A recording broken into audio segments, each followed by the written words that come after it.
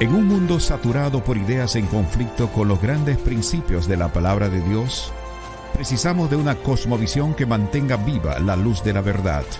Por eso, presentamos Fe y Sociedad, un programa de análisis de temas de actualidad a la luz de la Biblia con los pastores Héctor Delgado y Dauris Contreras.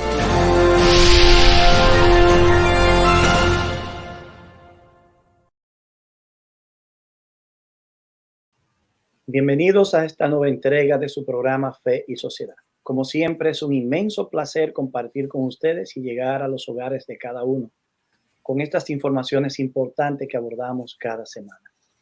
Así que quiero enviar un saludo afectuoso a todos los fieles oyentes de Radio Esperanza New York y también a todos aquellos amigos que nos siguen a través de las diferentes plataformas sociales. Bienvenido, Pastor Contreras.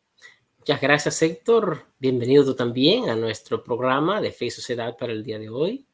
Estamos contentos, estamos alegres de poder tenerles a ustedes con nosotros y compartir el tema de este día. Queremos invitarles a que puedan compartir con otros también este medio y pueden compartir el enlace con otras personas, el video para que puedan estar con nosotros y poder escuchar lo que vamos a hablar en el día de hoy.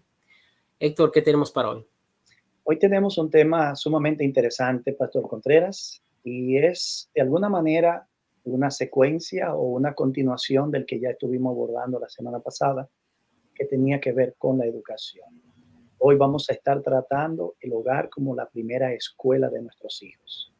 Así que tenemos algunas preguntas que quisiéramos formular y que serán motivo de comentarios y desarrollo en el transcurso del programa de hoy. ¿Cómo se construye un hogar para que llegue a ser una escuela para nuestros hijos? ¿Qué rol juega el hogar en la educación de los niños y niñas? ¿Cómo prepara el hogar al niño para enfrentar a ese mundo exterior que aguarda por él? Este es el tema que tenemos para hoy. Muy interesante. Este tema, Héctor, es una continuación del programa de la semana pasada, donde estuvimos hablando sobre la educación y la semana pasada pues vimos algunas teorías educativas, algunas de ellas, una de ellas por ejemplo es la progresista, que tenía que ver o más bien se enfocaba en darle importancia al niño, y el niño es quien decide, quien debe más bien modificar el currículo. A las necesidades del niño deben ser puestas por encima. Claro, todo esto es una reacción a un sistema que por tradición era un sistema autoritario, era un sistema que había castigo físico y todo eso. Pero al mismo tiempo,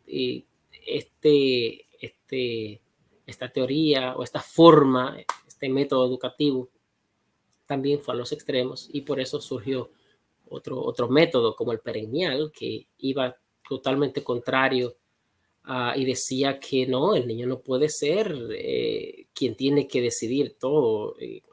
Los maestros, el conocimiento que por siglos ha mantenido a la sociedad, pues debe seguir promoviendo esto, debe seguir siendo enseñado.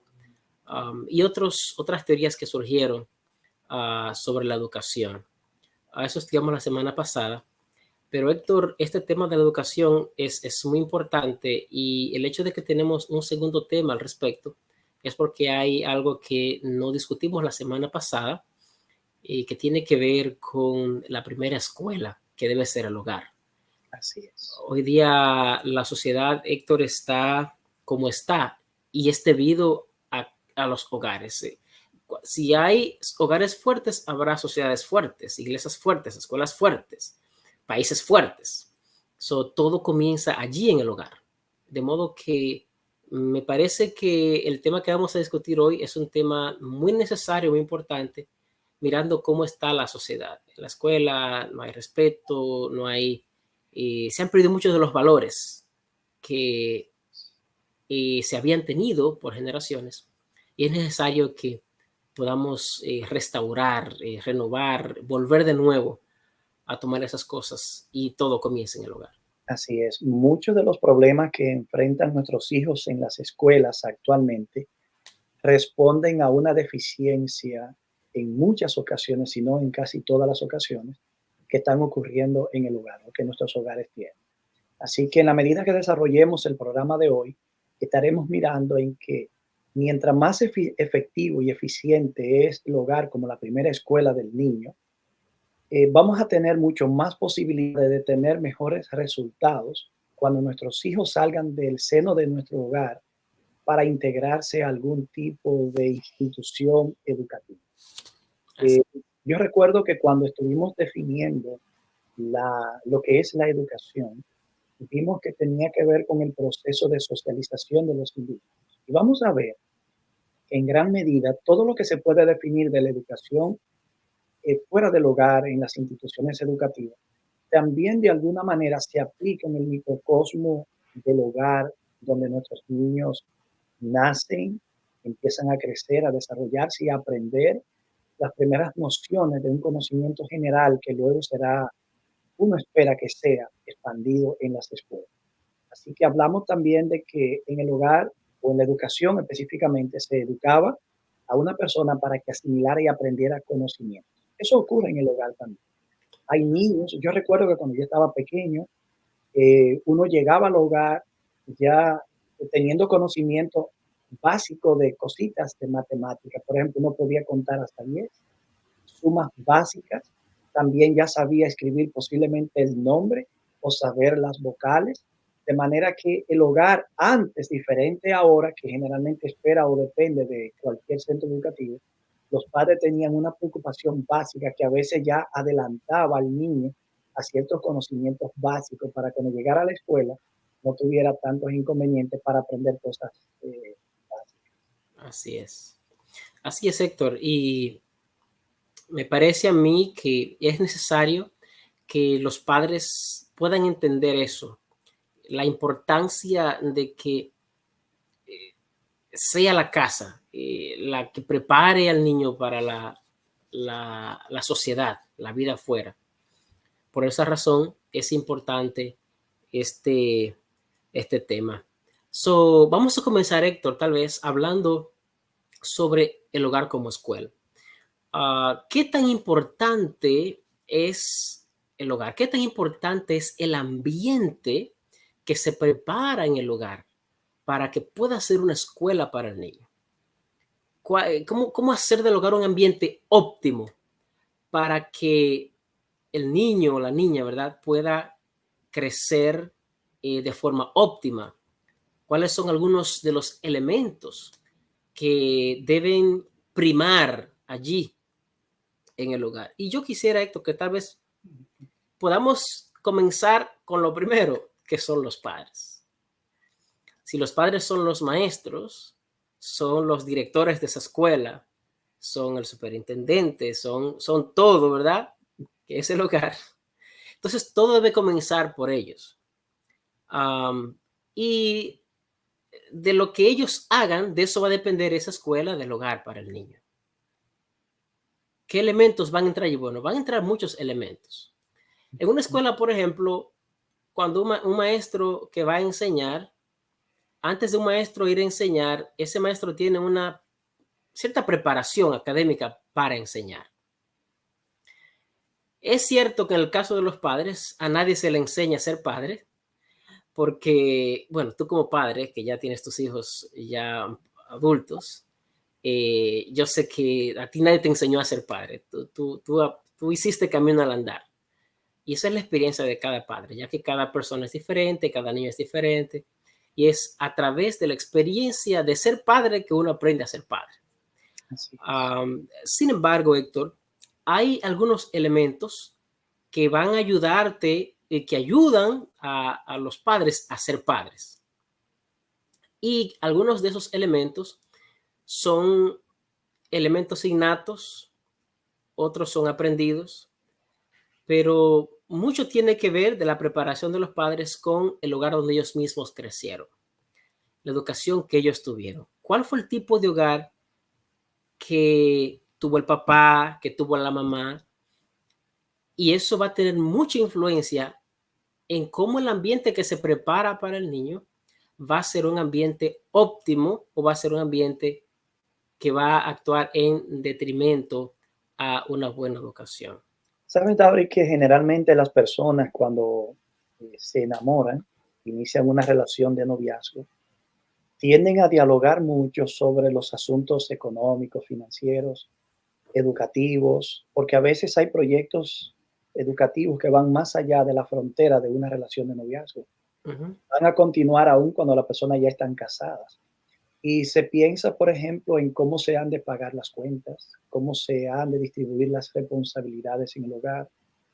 Pero raras veces, Dauris, las personas que piensan en formar un hogar toman como tema de conversación prioritario qué van a hacer ellos cuando los hijos lleguen, Así es. qué tipo de estructura van a encontrar los hijos. Puede que Ujú. encuentren dinero en una cuenta de banco, pero encuentran una estructura en el hogar que le garantice a ellos que aparte de tener recursos para recibir una alimentación, tendrán un padre y una madre que los estaban esperando, Perfecto. que hicieron planes, que Ujú. aparte de pensar en las finanzas, también pensaron si los dos trabajan, ¿cuál de los dos se va a sacrificar? Porque yo conozco hogares en los que quien ha sacrificado el trabajo es el hombre, ¿verdad?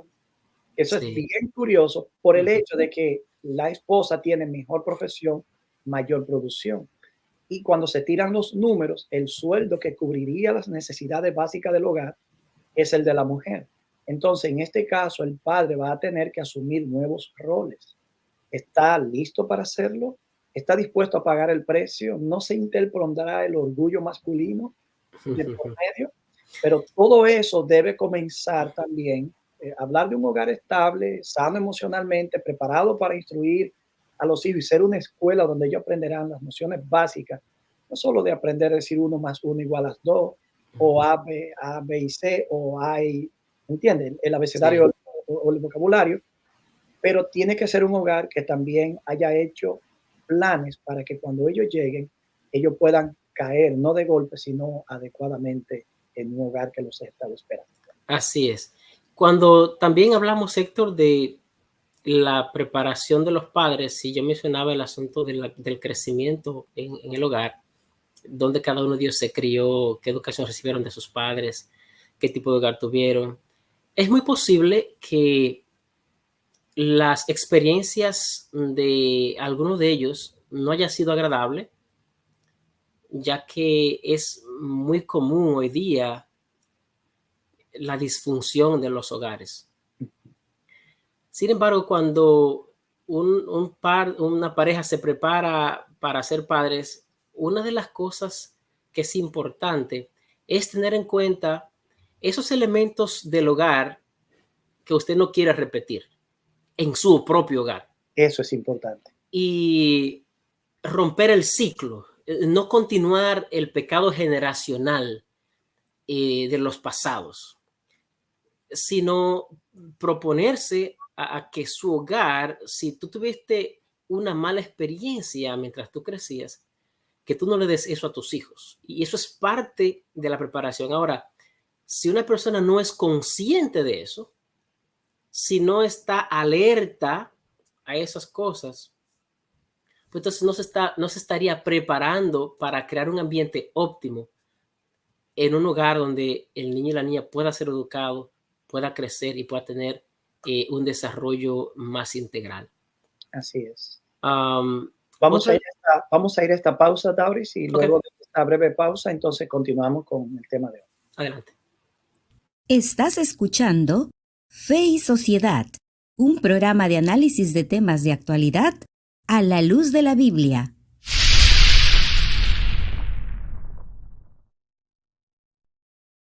Hoy estamos estudiando un tema que es la continuidad del que tratamos la semana pasada, que abordaba el tema de la educación. Hemos titulado el programa de hoy el hogar como la primera escuela. Hemos visto que la definición que se da propiamente para la educación formal, lo secular, si se quiere, también se aplica de manera microcósmica en el ambiente del hogar. Así que en el hogar nosotros tratamos de impartir no solo lo que siente papá o lo que mamá quiere, y lo que son nuestros valores, ya sean morales o espirituales. También tratamos de inculcar algo de educación formal, quizás matemática básica, aprendizaje de lectura básica, Hay niños que en circunstancias especiales llegan con un conocimiento ya fundamental y algunas nociones importantes de educación. Actualmente en nuestra comunidad las cosas no toman generalmente ese rumbo. A veces en naciones industrializadas como la que vivimos, entiéndase aquí en Norteamérica o en Europa, en el Asia, en cualquier lugar donde existe una nación industrializada, nuestros niños a veces no tienen un hogar lo suficientemente en términos de tiempo como para aprender estas cosas. Pronto pasan a un lugar de cuidados y posteriormente en una edad prematura también pasan a un centro educativo. Así es, Héctor. Sí, estamos valorando la importancia de que el hogar sea la primera escuela y de que dentro de los planes que hacen las parejas cuando se plantean el matrimonio por delante, también puedan incluir la calidad de hogar que será para los hijos cuando esto llegue.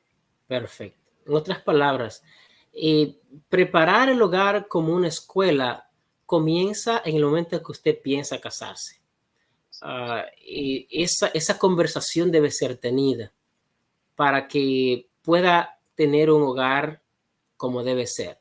Claro está, si usted no tuvo esa conversación y ya tiene un hogar y nunca conversó con su esposo o con su esposa sobre estos aspectos, y es la primera vez que escucha o ha escuchado tal vez, pero no toma la responsabilidad, es el momento ahora para estar consciente de estas cosas y crear de su hogar el mejor ambiente para que sus hijos puedan crecer y puedan recibir lo que ellos necesitan. Otro aspecto, Héctor, en lo que es la preparación del hogar como una escuela es la estabilidad. Se necesita estabilidad. Y cuando hablamos de estabilidad nos referimos a una estabilidad financiera, estabilidad emocional, estabilidad espiritual, estabilidad económica, que es lo mismo que financiera, y algunos dirían también estabilidad académica. Respecto a la estabilidad económica o financiera, todo el que se casa, pues debe pensar que debe ser sostenible, autosostenible y tener los suficientes medios para sostener una familia también. De otra manera, tú no piensas casarte. Y cuando vienen los hijos, no siempre las personas están preparadas para los hijos económicamente. Muchos dicen, bueno, usted nunca está preparado completamente para recibir a un niño porque se gasta mucho, es demasiado. Sin embargo, parte de tener un hogar en un ambiente óptimo para el niño tiene que ver también con una estabilidad financiera. Significa que el hombre debe trabajar, la madre debe trabajar también, si es posible, y tener eso. Esto es importante porque cuando esto no está, hay otras cosas también que se pueden dañar. Dauris, en términos de la estabilidad financiera, hay que admitir que no todas las familias se forman bajo los estándares ideales. Claro que sí. Hay personas que se casan porque deciden apresurar la boda, quieren casarse y sencillamente lo hacen, Uh-huh. pero en el fondo están conscientes que financieramente no son muy saludables. Pero eso se puede subsanar en el camino si hay cierta disciplina. Es muy Claro. probable que al casarnos evitemos tener hijos por los primeros 2, 3, 4 años y que ese periodo de conocimiento mutuo, de disfrute mutuo, se convierta también en el periodo en el que ambos trabajan, pueden avanzar los estudios, incluso hacer una carrera.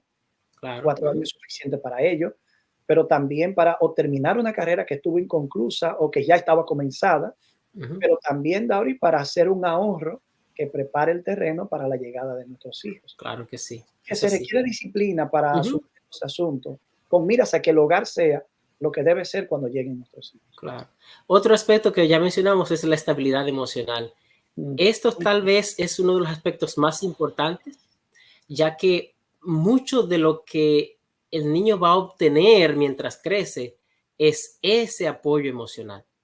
Si no hay estabilidad emocional de ambos padres, si eso no existe y no pueden dar eso a un niño, va a ser un caos total, porque el niño va a necesitar eso cuando crezca. Y cuando veamos a la segunda parte que tiene que ver con lo que el niño necesita aprender, es necesario esta preparación, que haya una buena estabilidad emocional en la familia, que puedan aprender a tener una buena comunicación, a tener dominio propio, que puedan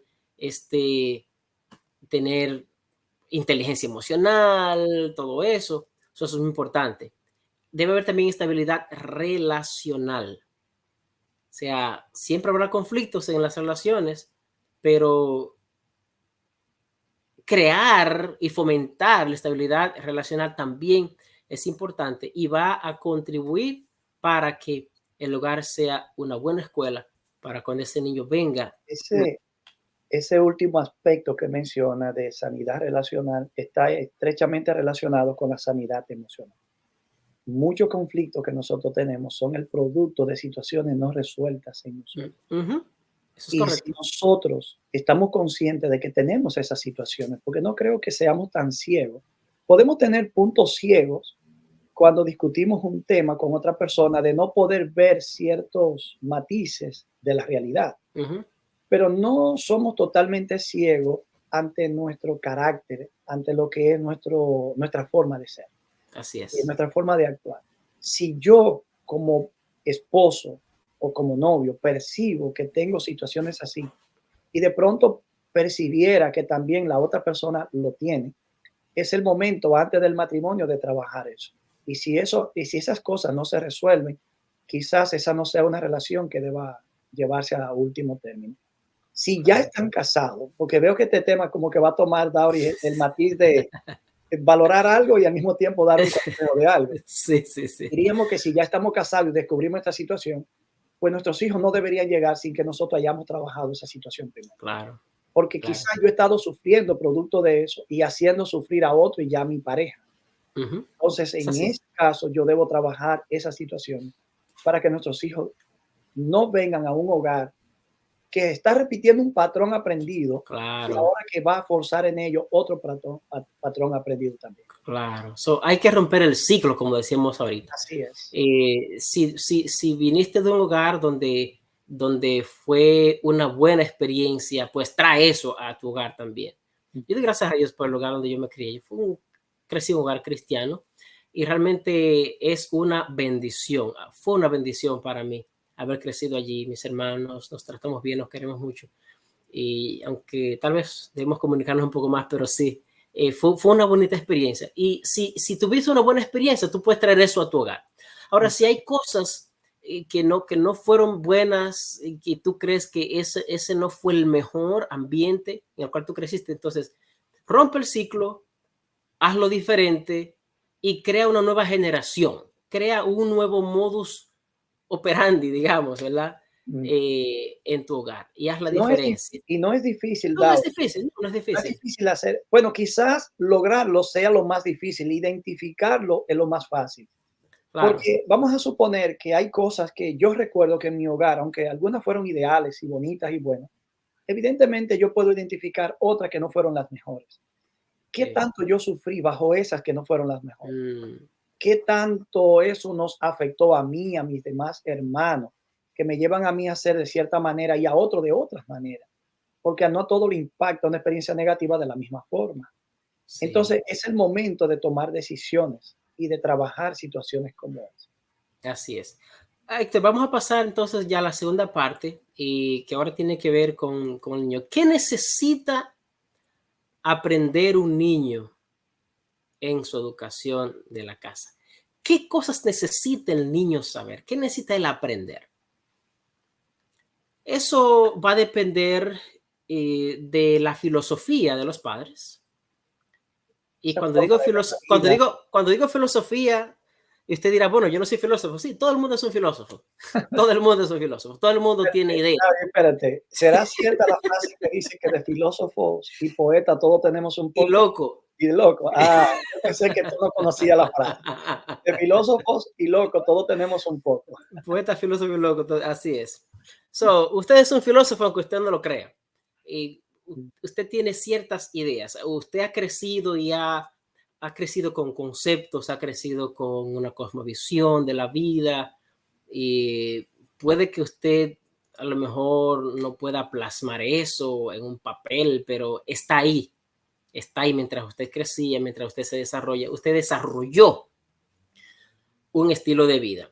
Y todo eso que usted tiene allí, aunque no lo puede escribir, digamos, pero ya está allí en su mente, la forma como usted ve la vida. So, lo que debe aprender un niño o lo que va a aprender un niño en gran medida está matizado por la cosmovisión de los padres.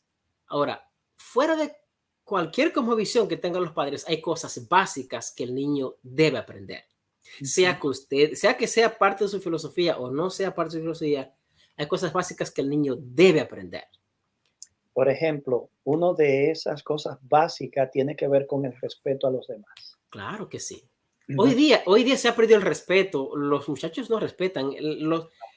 Ya la gente no quiere enseñar en las escuelas. Los maestros no quieren ser maestros porque realmente los estudiantes los tratan como si fueran ellos los estudiantes. Tratan a los maestros como si fueran los maestros los estudiantes. Y le maldicen, le echan palabrotas, les amenazan, algunos hasta le atacan físicamente.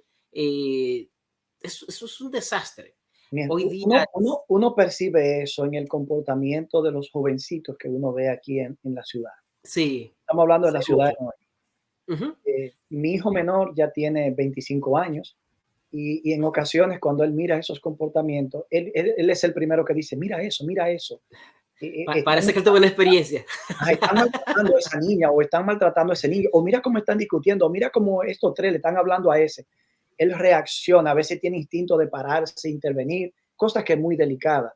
Pero el respeto a los demás, Tauri, tiene que ver con un modelo de autoridad.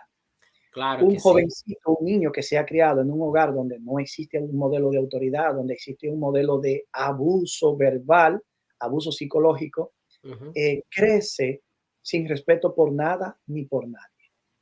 Y en ese sentido puede crecer desarrollando inclinaciones de sociopatía. Suena fuerte lo que estoy diciendo, pero la sociopatía no es más que ese odio hacia la comunidad, que se manifiesta a veces rompiendo cosas, llenando de pintura ciertas cosas, dejando tu nombre donde quiera, haciéndote notar de una manera rebelde el respeto a los demás, pero también a las demás cosas, no solo a las personas, a la propiedad ajena también. Así es.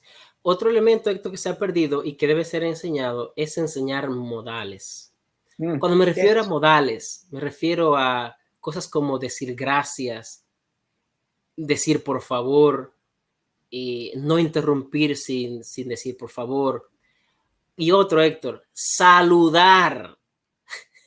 La gente, los muchachos no aprenden a saludar.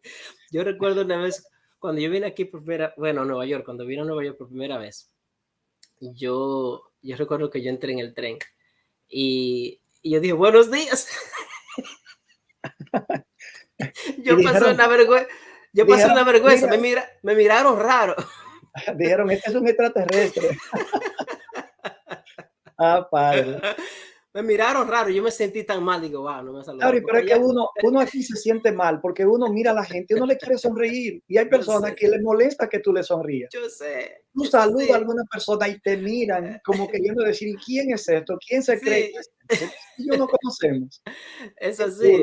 Y todo eso nace en un hogar que no tuvo esos tipos de formación. Claro que sí. Esas cosas se enseñan en el hogar. Enséñale a tus hijos a ser, como dicen en inglés, polite, ¿verdad? Be polite. Eso es importante. Esos modales deben ser enseñados en el hogar. Y tú puedes ver, cuando tú ves un muchacho, un adolescente, un niño, tú te das cuenta, porque eso sobresale en la sociedad en la cual nosotros estamos. Bien, y eso se ha perdido. Vamos a esta siguiente pausa y regresamos inmediatamente. Adelante. No podemos vivir de las cáscaras de las faltas o errores de los demás. Hablar mal es una maldición doble que recae más pesadamente sobre el que habla que sobre el que oye.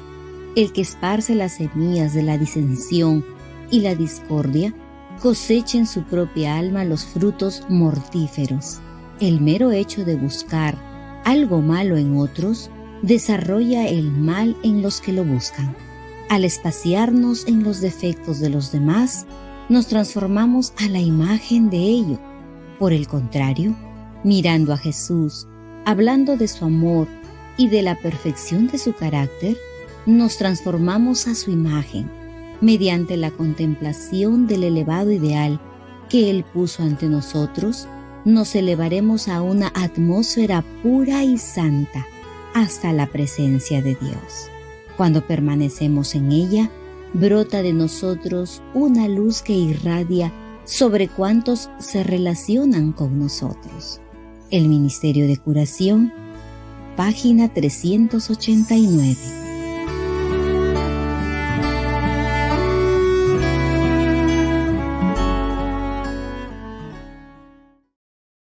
En la sección anterior estuvimos comentando sobre los preparativos necesarios que hay que hacer para que cuando nuestros hijos lleguen, encuentren un hogar que va a ser su escuela y que debe ser, por defecto, su primera escuela. Estuvimos mirando también las cosas que hay que enseñarle a los hijos, o por lo menos empezamos a mirar esos detalles. Y estuvimos mirando el aspecto de los modales, el respeto a los demás.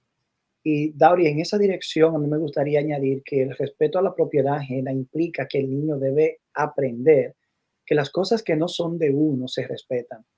Entiéndase que yo le voy a enseñar a él que robar es malo. No solo porque hay un mandamiento que dice no robarás, sino porque él necesita aprender eso y lo va a aprender quizá a través de ciertos errores. Yo voy a abrir mi corazón en este momento para compartir una experiencia que cuando yo era niño, quizás de unos 8 años, yo no recuerdo tanto, 7, 8 años, yo visité un hogar que quedaba como a 1 kilómetro de mi casa. Yo era aficionado de los carros, de los carritos de juego. Y recuerdo que cuando yo visité ese hogar, entré a la sala y en la sala yo vi un carrito muy bonito. Era lo que nosotros llamábamos el escarabajo, que que hacía la Volkswagen. Yo vi el carrito y me fascinó. Y yo no pude desconectarme de ese interés que conecté con ese carrito. Y yo di vueltas y vueltas. Y tú vas a creer, David, que cuando yo me fui a mi casa, yo no pude resistir la tentación y me llevé el carrito. Wow. El hecho es, estoy hablando de algo que yo sé que le pasa a cualquier padre con cualquier hijo. Pero estoy en un hogar, mi hogar no era cristiano, David, debo decir eso. Tenía una tradición cristiana, pero sin compromiso. Pero en mi hogar había mucha disciplina, mi papá había sido militar, había mucha disciplina, venía de una familia con unos valores donde la seriedad, el respeto, el no tomar las cosas ajenas, tenía un valor muy fuerte y uno tenía esos valores. No había malas palabras en mi casa tampoco, no se podían decir. Nadie, casi se le salían tampoco porque uno estaba tan cohibido en eso que ya uno tenía una formación que no dependía de malas palabras. Pues resulta que cuando yo llegué a mi casa con ese carrito, mi padre, que como todo padre que está haciendo su papel, se mantiene observando a sus hijos. Notó que yo estaba jugando con el carro. Y me dijo, ven acá, Antonito. Así era que me decía, no Tony, ni Héctor, alguna persona me pueden decir. Y me dijo, ese carrito, ¿dónde tú lo conseguiste? ¿Quién te lo dio? Y yo le dije, la vecina fulana me dio el carrito. Me dijo, ¿cierto? ¿Tú estás seguro? Te voy a hacer la pregunta otra vez. ¿Realmente te dio la vecina tuya ese carrito? Y yo ahí ya, porque la autoridad de mi papá era muy fuerte para mí, ese respeto era muy impregnado. Yo dije, me quedé pensando un ratito y dije, sí, ella me lo dio. Como yo pensé, me quedé patinando. Él me dijo, ¿tú crees que podemos ir donde ella y confirmar eso? ¿Que ella realmente te lo dio? Yo me quedé callado. Él me dijo, vamos donde la vecina. Bueno, David, cuando llegamos allá, él la llama y le dice, vecina, venga acá, yo quiero preguntarle algo. Este carrito, ¿usted se lo regaló a mi hija? Dice ella, no, Juan. Mi papá se llamaba Juan. No, Juan.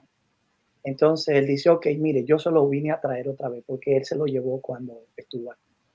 Yo no, ella me dijo, esto es un perfume, no es un carrito, tiene forma de carrito. Así que había una mosca muerta en el perfume, como dice Salomón. Cuando llegamos a mi casa, yo recibí mi merecido castigo. Y créeme, Dauris, que cuando yo fui adolescente, que pasé por esa etapa de la adolescencia, yo podía comer cosas gratis en los supermercados porque yo las cogía. Pero también había algo que a veces me decía, pasa por la caja y págalo. Sí. Y en una ocasión yo me devolví y le dije, mira, se me olvidó pagar esto. Mentí para salvarme de algo que la conciencia no me recuerda. Oh, wow, tremendo. Los valores en el hogar. Así valores. Es. Cuando muy importante. Un hogar funciona como una escuela, aunque no te dé todo lo que debe darte, pero te da valores. Claro que sí. Y eso es una diferencia. Y es necesario para nuestra sociedad, Héctor. Es muy necesario para nuestra sociedad. So, el enseñar respeto a la propiedad ajena es algo que los padres tienen que hacer. Pero también, Héctor, eso implica la propiedad ajena de los miembros de la familia también. Claro. No solamente la propiedad ajena de afuera, sino la propiedad ajena que no es tuyo, que es de tu familia. También debes respetar eso, porque todo lo de afuera comienza en el hogar. Otro aspecto, Héctor, que debe ser enseñado es al niño hay que enseñarle a manejar sus emociones. Este aspecto es un aspecto muy crucial, pero no se le da importancia a eso. Muchos de los jóvenes que hoy están encarcelados es porque simplemente fueron provocados y para que no leyeran su orgullo, pelearon y terminaron cometiendo un crimen y terminaron en la cárcel. Porque nadie nunca les enseñó a manejar sus emociones. Nadie nunca les enseñó a cómo actuar cuando tú estás airado. Nunca te enseñaron a manejar tu ira. No te enseñaron a prácticas o algunos métodos para tú canalizar la ira. No te enseñaron a ser una persona que pudieras expresarte sin tener que herir. Es muy importante. Y si los padres pueden hacer eso con los muchachos, con los niños, van a educar niños que van a ser fuertes emocionalmente, y van a ser de mucho bien para la sociedad. Enseñar eso es importante, pero nadie puede dar lo que no tiene.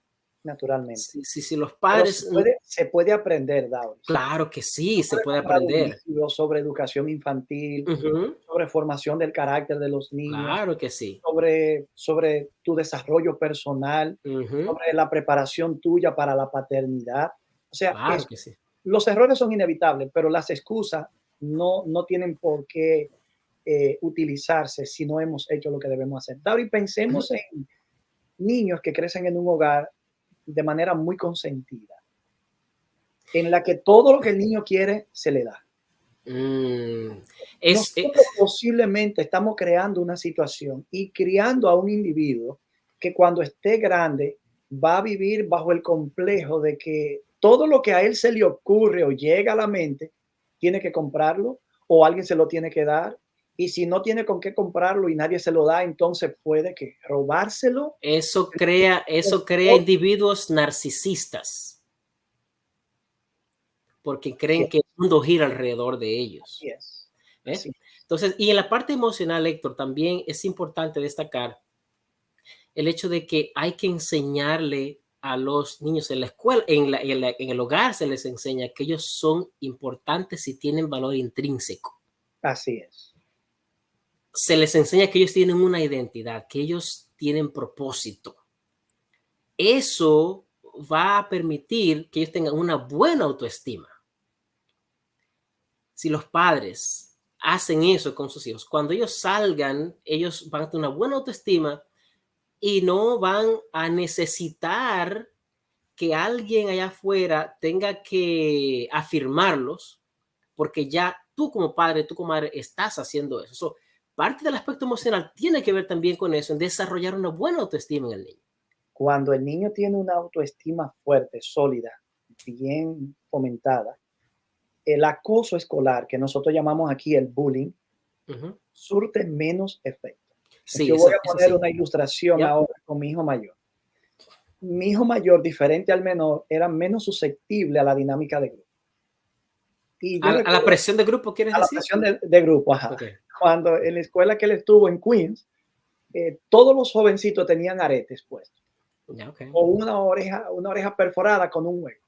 Entonces siempre le decían a él, ¿y por qué tú no te perforas la oreja? Porque tú eres el único que no tiene nada. Y yo un día le dije, papi, ¿cómo tú manejas esta situación en la escuela? Me dijo, fácil, papi.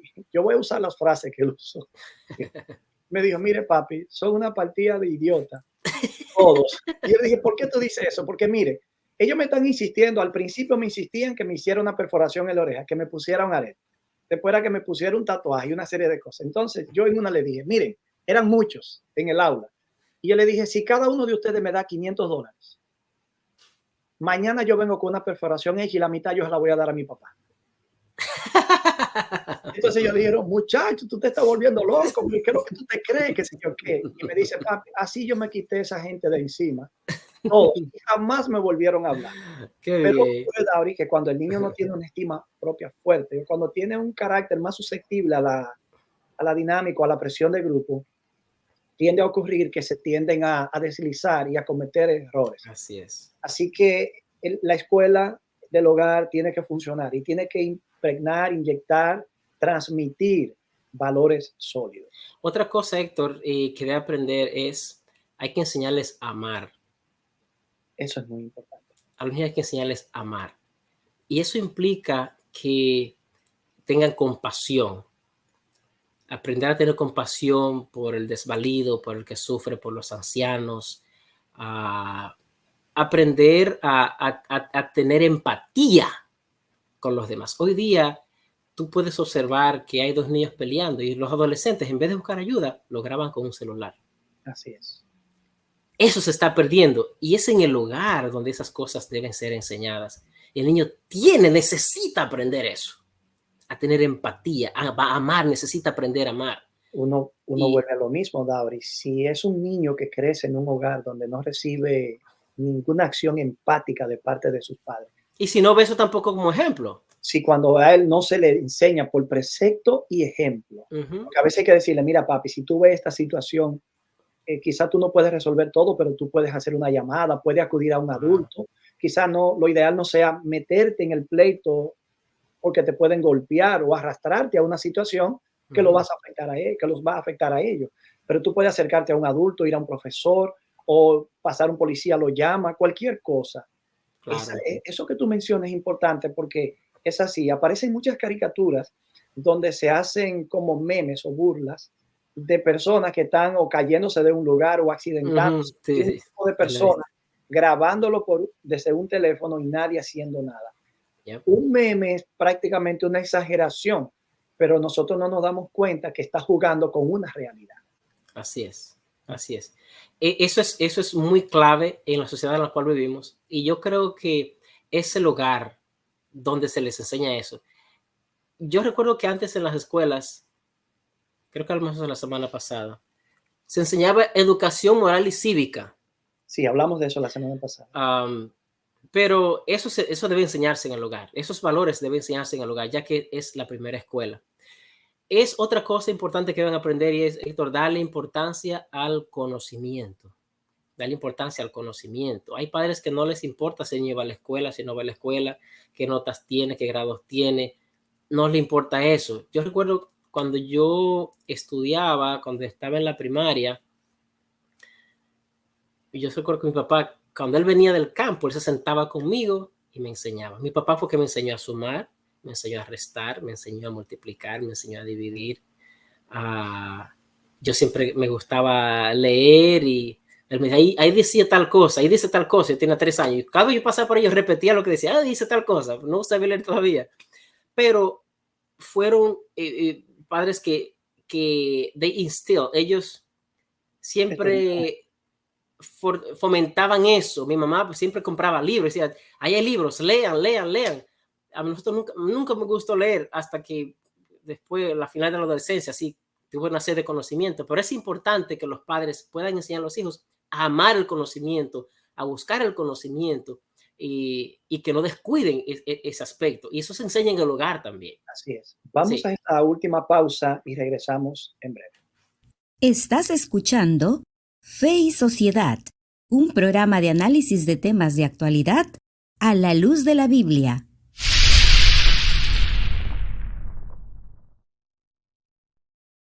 Dauri, también las decisiones que los padres deben tomar. En el caso mío, mi padre no era quien me acompañaba en los estudios.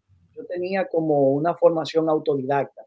Para mí era fácil aprenderme las clases, estudiar yo solo. Nunca he necesitado que nadie esté conmigo enseñando. Si tengo una duda, yo pregunto. Pero soy como autodidacta. De hecho, cuando yo escribí mi primer libro, mis primeros 4 libros, fue bajo la condición de ser un autodidacta. Yo no tenía formación académica. Okay.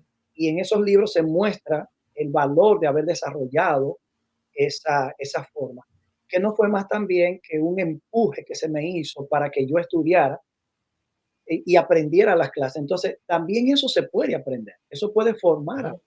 Pero en el caso mío, yo recuerdo que cuando yo estaba en cuarto de la primaria, yo nunca fui muy bueno para la matemática, David. Ya, ok. De hecho, cuando yo estaba terminando la licenciatura, hubo un cambio en el currículo e incluyeron biología y matemática. Y cuando a mí me Ya. comunicaron eso, yo dije, ay, Dios mío, pero ¿y qué fue lo que hicieron? Porque para mí era terrible la Bueno, matemática. ahora que tú mencionas el libro, quiero hacerte una promoción a ti. Todos los que nos están escuchando lo están viendo. Héctor acabó de escribir un libro recientemente sobre la última generación. Así Sí. es que es de carácter religioso. Está bueno, estoy leyendo el libro, está muy bueno el libro. Así es que Ah, qué ya bueno. ustedes saben, mis queridos, compren el libro de Héctor Delgado sobre la Bueno, última David, generación. cualquier duda tiene el autor a la mano, ¿eh?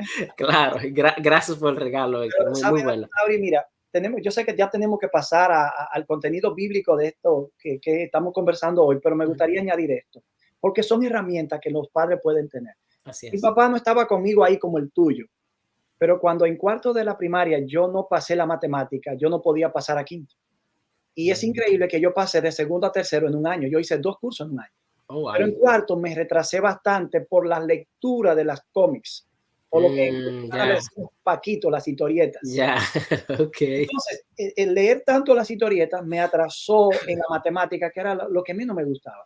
Pero mi padre dijo, aquí viene algo ahora. En estas vacaciones tú vas a recibir tutoría con una profesora de matemática. Vas a tomar los exámenes para que pueda pasar aquí. Así que no estuvo ahí, pero estuvo presente, observó y fue parte de un proceso que hasta la fecha yo lo agradezco. Claro que sí. Es que todo eso es muy importante. Héctor, antes de pasar a esta última parte, no se puede quedar algo, y es que al niño debe enseñársele a amar a Dios. Necesita ser enseñado a desarrollar una vida espiritual, ya que, como mencionamos la semana pasada, una filosofía de educación que es apropiada incluye todo el ser. Y el ser, niéguelo usted o no lo niegue, crea usted o no lo crea, tiene un aspecto que es espiritual, que no es físico, que no es Así académico, es. cognitivo, un aspecto que es espiritual. Por lo tanto, en el hogar debe enseñarse también, debe enseñarse a amar a Dios, debe darse esa educación espiritual.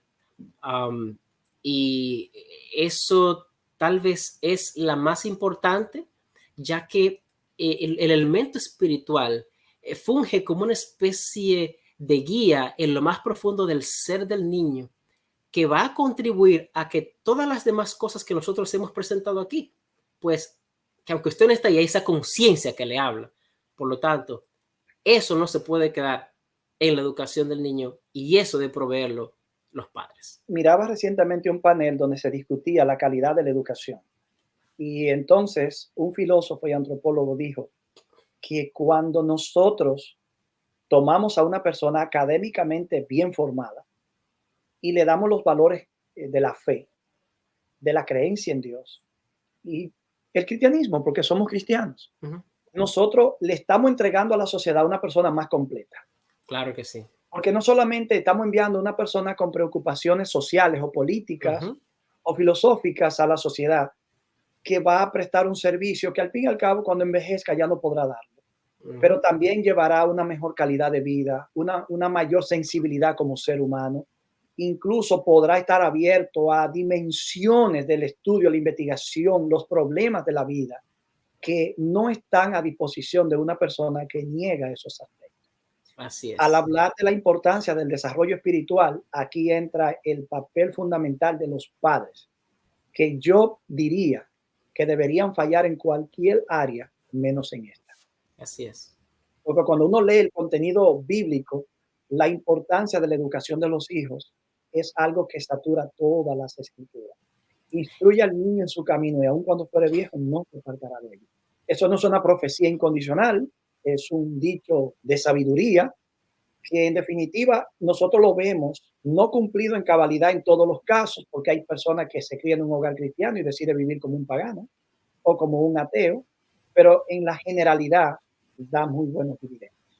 Aunque la interpretación de ese texto, pues muchos hablan de que es en el camino del niño, pero anyways, yo soy producto, Héctor, de eso. Yo recuerdo que mis padres, nosotros somos 6, a las 6 de la mañana nos despertaban, hacíamos un culto, a las 6 de la tarde hacíamos otro culto, y yo crecí con eso. Los viernes a la puesta de sol nos reuníamos como familia, y todo estaba listo, y orábamos juntos, cantábamos, nos abrazamos, nos besamos, y eso fue algo hermoso. Eso tiene mucha importancia y es clave. Y entonces, en esta última parte, Héctor, que bueno, esta parte espiritual es como el segue para pasar a la última, y tiene que ver la educación del niño desde el punto de vista bíblico. Nosotros sabemos que desde la creación los conocimientos fueron pasados de padres a hijos, desde el tiempo de Adán, el tiempo de Noé, la era patriarcal. De Abraham se dice, ¿qué cosa, Héctor, se dice de Abraham? Bien, Génesis 18, 19, que es un clásico pasaje que todos deberíamos sabérnoslo de memoria, dice que Dios lo escogió a él. Lo voy a parafrasear, lo escogió a él para que instruya a sus hijos y a su familia, claro, a fin de que se mantengan en el camino del Señor y pongan en práctica lo que es justo y recto. Claro. Y el capítulo 26, cuando él habla con Isaac, también dice lo mismo. Abraham, yo sé que él le enseñará. Sí. Sí. Yo diría que ese pasaje de Proverbio que dice instruye al niño en su camino y aún después de viejo no se apartará de ello, está inspirado en gran manera en esta realidad ya en los tiempos de Abraham. Bueno, después de eso, sí, después de la parte de Abraham, ahora viene la formación de la nación de Israel. Todo el sistema educativo de Israel estaba basado en la ley de Dios. Todo el sistema educativo de Israel estaba basado en el Pentateuco. Así es.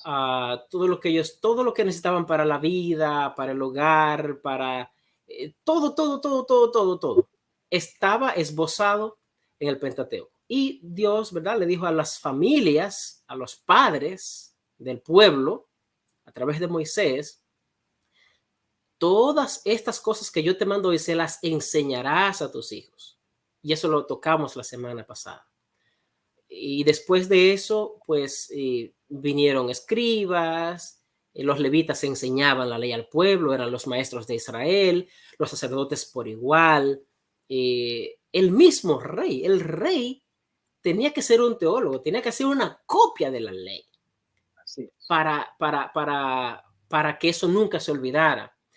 Una de las cosas que tenía la educación de los hijos de Israel, y eso me llama mucho la atención, Héctor, que hasta hoy permanece, es que esa educación estaba impregnada con los hechos del pasado. Las fiestas, la Pascua, la fiesta de los tabernáculos, la expiación y todo eso recordaba quiénes eran ellos. Una educación, según la Biblia, óptima es una educación en la cual se le da identidad al niño. Los niños se les debe dar su identidad, no pueden olvidarse de su identidad, de quiénes son ellos. Y parte de la educación bíblica tenía que ver con eso. Esas celebraciones unían la identidad familiar, individual y familiar con la identidad nacional. Claro que sí. De igual manera, la educación que nosotros damos a nuestros hijos los une a nuestra identidad como familia, una identidad que ya papá y mamá representan cuando el niño llega al hogar. Pero también los une con la identidad corporativa de la iglesia. Viene siendo algo muy similar. Claro que sí. Entonces, esto es muy importante, Héctor, porque ya más adelante, y de hecho, algunos de los conceptos que nosotros estudiamos ya sobre el respeto, sobre el amor a Dios y todo eso, son principios también de la Biblia. Y por ejemplo, la Biblia, en los 10 mandamientos, hay un mandamiento que dice, honra a tu padre y a tu madre. Eso es parte de la educación de un muchacho, que los muchachos hoy día muchos no respetan a sus padres. Al niño debe enseñarse a respetar a sus padres. Eso no debe perderse. En la antigüedad, si un muchacho era contumaz, dice que lo apedreaban. Claro, no vamos a hacer eso hoy, pero situaciones como esa, igualmente como un niño glotón que experimentaba un castigo severo, eran parte de una estructura social muy distinta. Claro. Desde un tiempo que realmente, posteriormente, ¿cuántas veces tú encuentras que eso ocurrió? A veces la gente dice, pero Dios mismo vivía matando personas, pero ¿cuántas veces tú encuentras que la historia de los hijos de Aarón se repitió? No, nunca. ¿Cuántas personas porque fueron blasfemos Dios los mataba, para usar el término?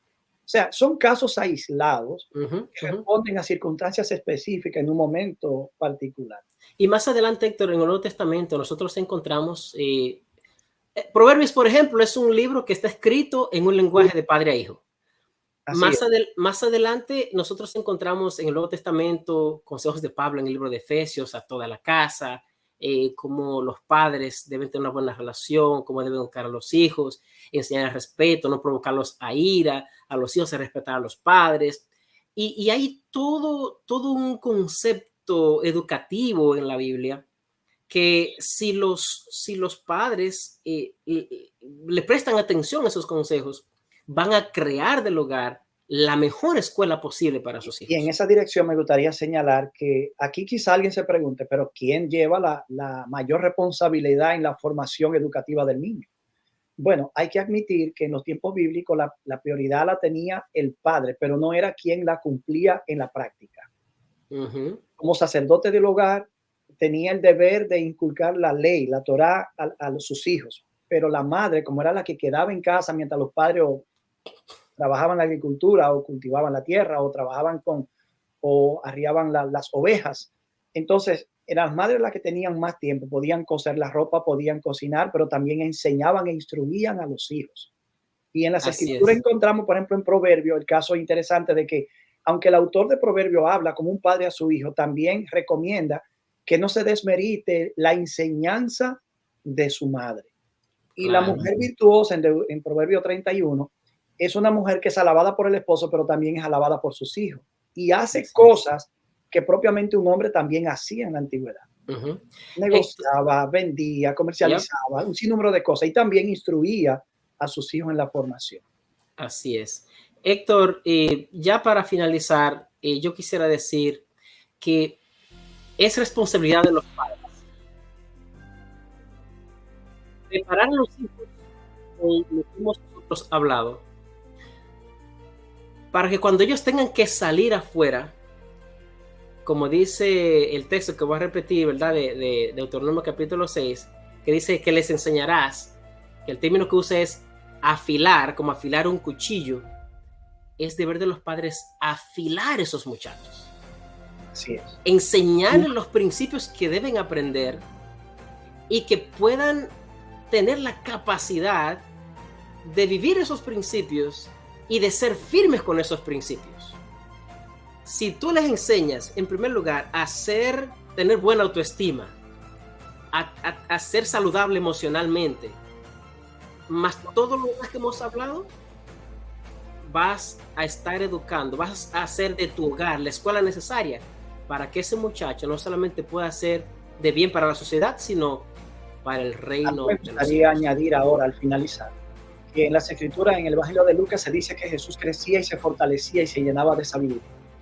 Que él crecía en sabiduría y en estatura, en gracia, para con Dios y para los hombres. Estamos hablando de una formación integral.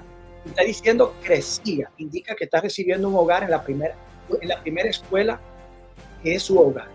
Pero ese crecimiento armónico también se dice de Juan el Bautista, cuando dice en Lucas 1:80, el niño crecía y se fortalecía en espíritu. Y de Samuel, en el primer libro, capítulo 2, verso 26, que Samuel iba creciendo y era acepto delante de Dios y delante de los hombres.